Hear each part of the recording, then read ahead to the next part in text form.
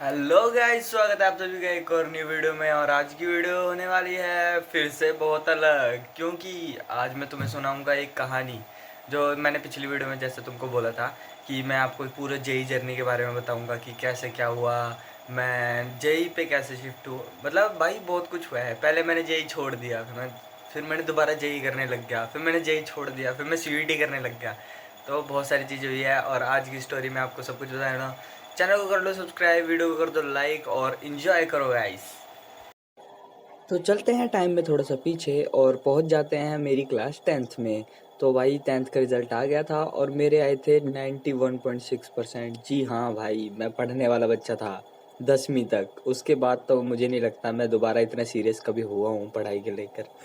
तो मेरे 91.6 आ गए थे और फिर उसके बाद तो भाई मतलब ऐसा होता है ना, जहाँ मैं रहता हूँ चंडीगढ़ के पास रहता हूँ मैं। तो चंडीगढ़ में ना मॉडल स्कूल्स हैं, मतलब वो गवर्नमेंट फंडेड स्कूल्स होते हैं। और वो माना जाता है ना कि भाई वो स्कूल में बंदा अगर है ना तो सब सेट है, क्योंकि उसकी फ़ीस बहुत कम होती है।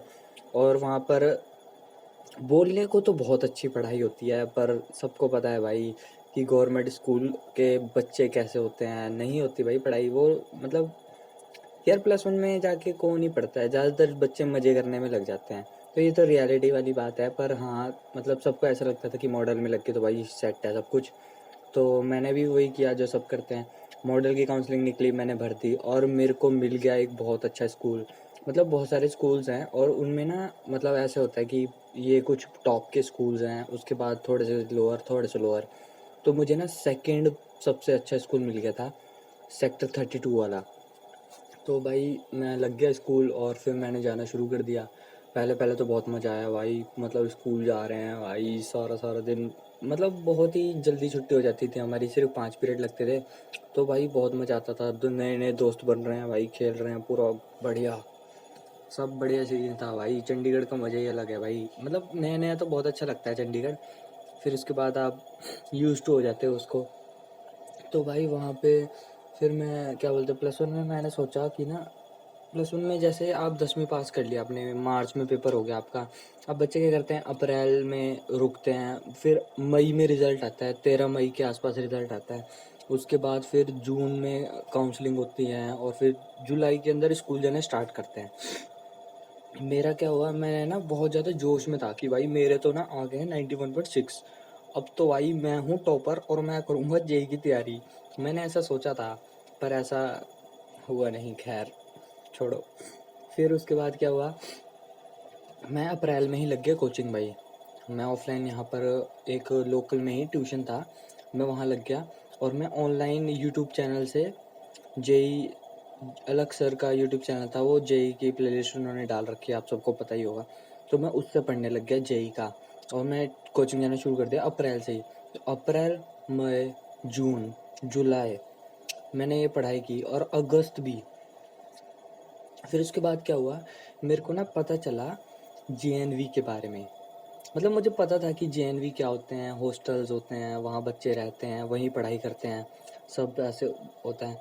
पर ना मतलब मेरा कोई ऐसा प्लान नहीं था कि भाई मैं तो जेई वो क्या बोलते हैं नवोदय जाऊँगा, वहाँ पे जाके पढ़ाई करूँगा। पर एकदम से क्या होता है ना, मेरे एक सुपर सीनियर हैं, उन्होंने वो वहीं से पास आउट हैं नवोदय से। तो उन एक दिन मैं ऐसे ही रात को घूम रहा था उनके साथ और उन्होंने मेरे को बोला कि भाई तूने जेई के फॉर्म, उसके नवोदय के फॉर्म भर दिए? मैंने कहा नहीं भैया, मैंने तो नहीं भरे, मुझे तो जाना ही नहीं है। फिर उन्होंने मेरे को बताया कि भाई एक बार तू फॉर्म भर दे, वहाँ बहुत सही सीन है भाई, तू अगर जाएगा ना तो सही रहेगा तेरे लिए। मैं कहा अच्छा ठीक है, भर देता हूँ। और उस दिन लास्ट डेट थी भाई, रात को 8 बजे मुझे पता चला है उस दिन लास्ट डेट थी। मैंने तुरंत फॉर्म भरा और उस बार ना पहली बार पेपर होने वाले थे नवोदय के लिए। नहीं तो उससे पहले +1 वालों को डायरेक्ट एंट्री मिलती थी उनके नंबर के बेसिस पे। पर उस बार पहली बार पेपर कंडक्ट करा रहे थे ये लोग। तो मैंने फॉर्म भर दिया, सब कुछ सही हो गया। उसके बाद क्या होता है, मैं जाता हूँ पेपर देने। उस दिन बारिश हो रही थी और ना मेरा एक दोस्त था, मैंने उसको भी फॉर्म भरवा दिया था कि भाई साथ में जाएंगे, नहीं तो नहीं जाएंगे। उस दिन उसने मना कर दिया कि भाई मैं नहीं जाऊँगा, बारिश हो रही है। पर मेरे घर वाले माने नहीं और उन्होंने मेरे को भेज दिया। मैं गया, मैंने पेपर दिया। पेपर भाई बहुत ही, मतलब वहाँ पे जाके मेरा तो कुछ इतना खास भी नहीं हुआ था कि मेरा हो जाएगा। मेरे को जो आता था मैंने कर दिया, नहीं तो बाकी मैंने छोड़ दिया। मैंने सोचा होगा तो ठीक है, नहीं होगा तो क्या ही फ़र्क पड़ता है। मेरे पास तो इतना अच्छा स्कूल पहले से ही है, मस्त चंडीगढ़ जाऊँगा, घूमूंगा फिरूंगा, मज़े करूँगा, ऐसा सोचा था मैंने। उसके बाद फिर भाई मैं वहीं रुका थोड़ी देर, क्योंकि वो भैया भी गए थे वहाँ पे, जो एलुमनाई है वहाँ पे। और मैं वहाँ रुका, मैंने वहाँ पे ना बच्चों से, मेरे को एक ना, मतलब मेरे से 1 साल सीनियर ने मेरे को बताया कि भाई ये स्कूल है बहुत बेकार, यहाँ मत आ भाई। यहाँ यहाँ भाई कुछ नहीं होगा भाई, कोई फ़ायदा नहीं है आने का। ठीक है, बाहर से ही पढ़, जेई की तैयारी कर आराम से, वहीं पे होएगी जेई की तैयारी, यहाँ पे आके नहीं हो सकता। मैं कहा ठीक है। तो मैंने सोचा मेरा होना तो है नहीं, मैं तो वैसे भी नहीं आने वाला, क्या ही दिक्कत है। और मैं आराम से भाई अपना पेपर ऊपर दे के वहाँ से वापस आ गया, और मैं नॉर्मली जाने लग गया यहाँ पे, अपने चंडीगढ़ जाने लग गया, अपना स्कूलिंग करने लग गया आराम से, जो मेरा नॉर्मल शेड्यूल था वही। फिर क्या होता है, फिर ना एक दिन ना, मतलब यहाँ से मेरे घर से बस स्टैंड करीब करीब 2 किलोमीटर होगा, और तो 2 किलोमीटर में पैदल ही घर आता था। तो ना एक दिन मेरे मम्मा खड़े थे वहाँ पे मेरे को लेने के लिए। मैं एकदम शॉक हो गया भाई, मैं कहा हैं ये यहाँ पे क्या कर रहे हैं। मतलब भाई पहली बार है ये कि मम्मी मेरे को खुद लेने आई हैं। मैंने उनसे पूछा भाई आप आज यहाँ पे कैसे। उन्होंने मेरे को बोला कि ना थोड़ा सा सामान लेना था मार्केट से, इसलिए मैं आ गई। फिर मैंने पूछा कि भाई कैसा सामान लेना है, मतलब क्या लेना है। तो उन्होंने बोला तेरा सामान लेना है। मैं कहा मेरा सामान, मैं कहा मेरा सामान क्या। कह रहे जैसे कि थाली हो गया, और क्या बोलते हैं मतलब तेरे लिए एक्स्ट्रा एक्स्ट्रा सामान लेना है, पेस्ट वगैरह वगैरह। मैं कहा ये सब सामान क्यों लेना है। कह रहे हॉस्टल से फ़ोन आया है, तेरे को बुला रहे हैं, तेरा सिलेक्शन हो गया। भाई साहब मेरा इतना दिमाग ख़राब हुआ ना। पहले तो मैं ना भाई, एक मैंने सोचा भाई मैंने इतना गंदा पेपर दिया, मेरे सिलेक्शन कैसे कर लिया इन लोगों ने, मेरा हो कैसे गया भाई। फिर उसके बाद भाई मेरा सामान लिया मैंने, फिर मैंने घर पे आके सबको बोला कि भाई मेरे को नहीं जाना है, आप रहने दो, मैं जेई की तैयारी करूँगा घर पे रह के आराम से। तो इन्होंने बोला कि नहीं नहीं ऐसा नहीं है, जाना पड़ेगा, जाओ जाओ। मतलब घर वालों को तो कहते कि बहुत अच्छी जगह है वो, आराम से वहाँ पे रहेगा, पढ़ेगा, ये है वो है। पर मतलब मेरा मन नहीं था यार, ऑब्वियसली किसका मन करेगा कि आप अपना मस्त एकदम चंडीगढ़ का स्कूल छोड़ के अपने घर वालों से दूर हॉस्टल जाओगे। हॉस्टल जाने का मन तो किसी का भी नहीं करता ना। पर फिर ठीक है चलो, मैं गया, मैंने एडमिशन लिया। एडमिशन लेने के बाद फिर भाई मैं वहीं, उसके बाद फिर मेरे को, मैंने 4-5 महीने जो पढ़ाई की थी ना जेई के लिए, उसके बाद फिर मैंने सोचा कि भाई अब तो मेरा जेई नहीं होगा। क्योंकि वहाँ पे आपका फ़ोन भी नहीं होता आपके पास, आपको पास इंटरनेट कनेक्शन, मतलब हॉस्टल्स में तो नहीं होता, आप बुक से ही पढ़ सकते हो, टीचर से पूछ सकते हो बस। बाकी आपको वहाँ पे लैब वगैरह होती है, पर उससे बंदा कितने पढ़ लेगा भाई, दिन में तुम्हें स्कूल में क्लासेस भी तो लगानी है। तुम क्लास लगाओगे या फिर अपना क्या बोलते हैं जेई की तैयारी के लिए अलग से कंप्यूटर लैब में जाके वहाँ पढ़ाई करोगे, तुम्हारी अटेंडेंस भी होगी। तो वहाँ पे भाई हिसाब किताब पूरा बदल गया मेरे को। मैं तो पहले सेटल ही नहीं हो पाया भाई वहाँ पे।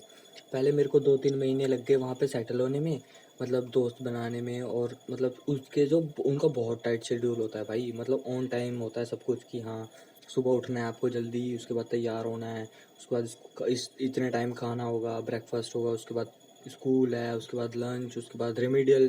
3 टाइम तो स्कूल जाते हैं वहाँ पे, सुबह दोपहर रात को। भाई वहाँ पे मेरे को 3 महीने सेटल होने में लग गए, और मेरा पूरा, फिर मैंने सोच लिया जेई तो नहीं होने वाला, छोड़ दो। तो मैंने छोड़ दिया जेई वेई, बिल्कुल दिमाग से निकाल दिया, और मैं आराम से +1 +2 पे फोकस करने लग गया। +1 हुई, +2 हुई, +2 में, +2 पूरी ख़त्म होते होते फिर फिर मतलब मेरी क्लास के ही जेएनवी वाले, उन सब ने ना जेई के फॉर्म भर दिए। तो मैंने भी सोचा मैं भी भर ही देता हूँ। फिर मैंने घर वालों को बोला कि भाई मेरे को ऐसे ऐसे, आप ना जेई का फॉर्म भर दो मेरा। मेरे घर वाले बोलते हैं कि तूने तैयारी तो की नहीं है, तेरा तो वैसे भी नहीं होगा, तो तू फॉर्म क्यों भरवा रहा है। मैं कहा मुझे नहीं पता, आप बस भर दो। तो उन्होंने भर दिया फॉर्म, और फिर उसके बाद मैंने जेई दिया, जेई मैंने दे दिया। और भाई जेई में तुम मानो मत मानो, उस ईयर मैं गया, मैंने क्वेश्चंस पढ़े, जो मेरे को आ रहे थे ना 4-5 मैंने कर दिए, जो मेरे को नहीं आ रहे थे मैंने बिना देखे बिना सोचे मैंने तुक्का मार दिया भाई। और मैं, मतलब देखो 60 क्वेश्चन होते हैं एमसीक्यू वाले, और 15 क्वेश्चन होते हैं न्यूमेरिकल वाले। और मैं वहाँ पे 70 क्वेश्चन अटैम्प्ट करके आया हूँ भाई। सिर्फ 5 क्वेश्चन छोड़े मैंने, वो भी न्यूमेरिकल वाले, और बाकी सब भर दिया मैंने, कुछ भी भर दिया भाई, कुछ भी, ये सब भर दिया। उसके बाद फिर मैं वापस आया, मैं दोबारा लग गया, मैं होना तो कुछ है नहीं, अपना आराम से 12वीं के बोर्ड्स दो, बोर्ड के लिए पढ़ाई करने लग गए। कुछ दिनों बाद रिज़ल्ट आया। अब भाई रिज़ल्ट आया, रिज़ल्ट वाले दिन हम सब ने रिज़ल्ट चेक कर लिया और मेरा रिज़ल्ट ही नहीं निकल रहा, मेरा रिज़ल्ट निकला बहुत लेट। और फिर मेरे को पता चला मेरे आए हैं 80 परसेंटाइल, पूरे स्कूल में सबसे ज़्यादा। और भाई तुक्के मार के 80 परसेंटाइल, मेरा तो दिमाग ही ख़राब हो गया। मैं कहा हैं ऐसा कैसे हो सकता है भाई। फिर मैंने सोचा कि भाई चलो ठीक है, अभी बोर्ड्स पे ध्यान देते हैं, बाद में देखेंगे क्या करना है। फिर मैं कहा चलो, अभी मैंने, फिर मेरे बोर्ड्स हुए, बोर्ड्स वगैरह सब ख़त्म हो गए, मैं घर वापस आ गया नवोदया से। और फिर उसके बाद मैंने सोचा कि भाई अब मैं लूँगा ड्रॉप, 1 साल का ड्रॉप लूँगा, जेई की तैयारी करूँगा खतरनाक वाली, और ना भाई फोड़ दूँगा जेई। क्योंकि मेरे 80 तो फर्स्ट अटैम्प्ट पे ऐसे ही आगे थे बिना पढ़े, पर मैं इतना दिमाग नहीं लगाया कि भाई तुक्के में आए थे वो, नहीं होगी पढ़ाई तेरे से, इतना नहीं आया मेरे दिमाग में। मैं कहा चलो ड्रॉप लेंगे, अब तो देखो भाई क्या तबाही मचा देगा। बस फिर उसके बाद 1 साल का ड्रॉप लिया, तैयारी शुरू कर दी। स्टार्टिंग में तो बहुत जोश था भाई, पूरी तैयारी खतरनाक, मतलब रोज़ पढ़ रहे हैं, रोज़ लेक्चर लगा रहा हूँ मैं, सारे लेक्चर्स, डीपीपी, नोट्स, सब सब टॉप नॉच, सब कुछ तैयार हो रहा है बढ़िया बिल्कुल। तैयारी की कितने, तैयारी करते करते हो गए 3 महीने हो गए। और जून में हमारे घर वाले को प्लान बना कि हाँ हमारी गांव में एक पूजा है, हमें वहाँ जाना पड़ेगा, मतलब कंपलसरी है, जाना ही जाना है। तो मुझे जाना पड़ा 1 हफ्ते के लिए, और उसमें बन गया मेरा बैकलॉग। और वो बैकलॉग इतना गंदा बैकलॉग बना, मैंने लास्ट तक कवर करने की कोशिश करी पर वो कभी कवर ही नहीं हो पाया। तो मैंने फर्स्ट अटैम्प्ट दिया, आधा अधूरा सा सिलेबस, ज़्यादा अच्छी तैयारी नहीं, मतलब ठीक ठाक सही था। बस मैं गया और मैंने जाके, मतलब मैंने अटैम्प्ट किए 31 क्वेश्चन, और रिज़ल्ट आया, मेरी बनी 50 परसेंटाइल। घर वालों को हो गया था कि भाई हो लिया, इसने कर दिए पैसे बर्बाद, इसका कुछ नहीं हो सकता, इसने तो कर दिया, इसने 1 साल बर्बाद कर दिया, पैसे भी बर्बाद कर दिए, इसका कुछ हुआ भी नहीं। उसके बाद मैं सोचा भाई अब मेरा कुछ नहीं हो सकता, अब मेरे को जेई छोड़ना पड़ेगा। मैंने पूरा मन बना लिया था कि अब जेई छोड़ो, उसका कोई अल्टरनेटिव पकड़ो, ताकि मतलब जिसमें श्योरिटी हो कि हाँ इस ये तो हो ही जाएगा। फिर मैंने देखा सीयूईटी, मैंने सीयूईटी के फॉर्म पहले ही भर दिए थे और सीयूईटी की तैयारी करनी शुरू कर दी। मैं कहा भाई अब तो सीयूईटी के लिए पूरा हो जाओ, सीयूईटी के अलावा और कोई ऑप्शन ही नहीं है। मैं सीयूईटी की तैयारी करने लग गया। उसके बाद सीयूईटी की तैयारी करते करते उसके बाद आ गया भाई सेकंड अटैम्प्ट की बारी। सेकंड अटैम्प्ट में गया देने, मैंने वही किया जो मैंने पिछले साल किया था, मेरे को जितने आते थे मैंने कर दिए। और फिर उसके बाद मैंने किए 62 क्वेश्चन अटैम्प्ट भाई, मैंने सब अटैम्प्ट कर दिया सब कुछ। मगर हो जो देखो, मैं यही सोच रहा था अगर मेरा कुछ भी नहीं हुआ, ठीक है, सब गलत हो जाते हैं मेरे तुक्के, तो मेरी कितनी आएगी, 50 से भी कम।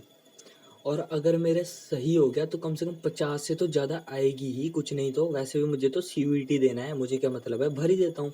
तो मैंने भर दिया और फिर मेरे को कोई उम्मीद नहीं थी रिजल्ट से। और एक भाई 20 अप्रैल 2026 को रिजल्ट आया, और तुम लोगों ने मेरा रिजल्ट देख ही लिया है, जिसने नहीं देखा है वो पिछली वीडियो देख सकता है दोस्तों। तो रिजल्ट आ गया मेरा, मेरी है बनी 86.6 परसेंटाइल, और मेरी जो कैटेगरी रैंक है वो बन रही है 30,000 32,053। तो इस रैंक पे फिर मेरे को लगा भाई इतनी रैंक पे तो कहाँ मिलेगा कॉलेज, मुझे कोई चांस ही नहीं है। फिर भी मैंने सोचा चलो एक बार चेक कर लेता हूँ। मैंने चेक किए और मेरे पास 15 ऑप्शंस थे भाई, 15 कॉलेज के ऑप्शंस। ऑब्वियसली जोसा में से नहीं थे, IITs, वो ट्रिपल IITs और NITs नहीं थी, पर स्टिल भाई गवर्नमेंट कॉलेजेस थे स्टेट के, तो मतलब कोई तो चांस तो था। पहले तो मेरे पास कुछ भी नहीं था, तो भाई फिर मैंने सोचा कि मैं वही काउंसलिंग भरूंगा और उसके बाद जो क्या कॉलेज मिलेगा मैं उसी से इंजीनियरिंग करूंगा।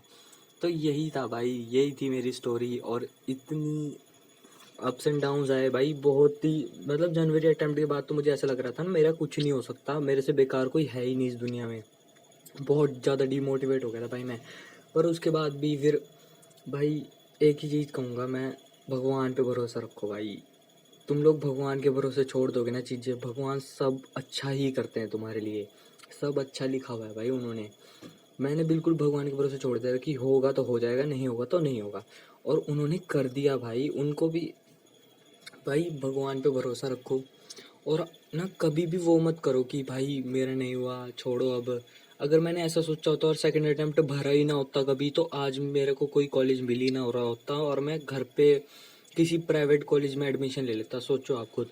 तो खुद पे भरोसा रखो और भगवान पे रखो, और जो मन में आए ना करो भाई। ऐसा मत सोचो कि यार ये इसी नुकसान हो जाएगा फ़ायदा हो जाएगा, नहीं नहीं नहीं भाई, बस जो मन में आए करना चाहिए। जैसे अगर मेरे मन में था कि मुझे ड्रॉप लेना है और मैंने ड्रॉप लिया, तो अच्छा ही हुआ ना, मेरी एक तरह से मेरे को कॉलेज मिल गया। पिछले साल तो मुझे कुछ भी नहीं मिल रहा था। तो भाई अपने आप पे भरोसा रखो, भगवान पे भरोसा रखो, जो मन करे करो और खुश रहो। ठीक है भाई, मैं मिलता हूँ आपसे अगली स्टोरी के साथ, तब तक के लिए बाय।